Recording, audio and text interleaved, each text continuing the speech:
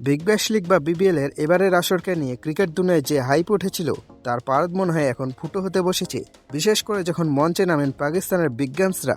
বাবর আজম, মোহাম্মদ রিজওয়ান নামগুলো শুনলেই চোখে ভাসে ধুন্ধুমা টি-20 ক্রিকেটের এক ঝলক। কিন্তু বিবিএল এর পিছে সেই ঝলকানি কোথায়? মনে হচ্ছে পাকিস্তানি তারকারা অস্ট্রেলিয়ায় টি-20 খেলতে এসে ভুল করে টেস্ট ম্যাচের প্রথম দিনের সকাল ধরে নিয়েছেন।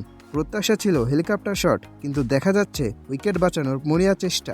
স্কোর কার্ড বলছে এখানে চলছে নাকি 20 ওভারের খেলা। বিশ্বাস না হলে একবার নজর দিন।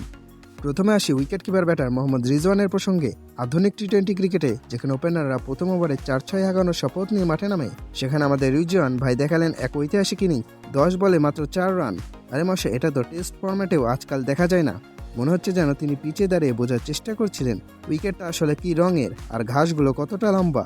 আর এরপর টি-20 র্যাঙ্কিংয়ের এক সময়ের সিংহাসন দখল করা পাকিস্তানের সেরা ব্যাটার বাবর আজম, তিনি যেন রিজওয়ানের চেয়েও দ্রুত প্যাভিলিয়নে ফেরায় তারাই ছিলেন।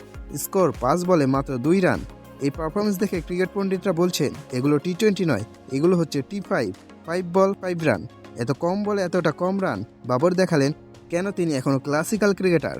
ব্যাটাররা না হয় পুরনো দিনের ক্রিকেটের কথা মনে করালেন, কিন্তু বোলাররা যেখানে টি-20 ক্রিকেটে প্রতিপক্ষকে চাপে রাখার জন্য শাহিন শাহ আফ্রিদির মতো বোলারদের ওপর ভরসা করতে হয়, সেখানে তিনিও যেন অস্ট্রেলিয়ান ব্যাটারদের কাছে হয়ে গেলেন এক উদারদাতা।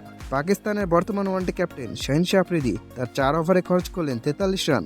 যেখানে তার সুইং আর ইয়র্কারগুলো প্রতিপক্ষের ঘুম হারাম করার কথা, সেখানে অস্ট্রেলিয়ান ব্যাটাররা যেন শাহিনের বলগুলোকে ফ্রি ডেলিভারি ভেবে 4 আর ছক্কা মারতে শুরু করলেন। মনে হচ্ছিল শাহিন যেন বলছেন, তোমরা খেলো, আমি শুধু বলটা পিচ পর্যন্ত পৌঁছে দিচ্ছি।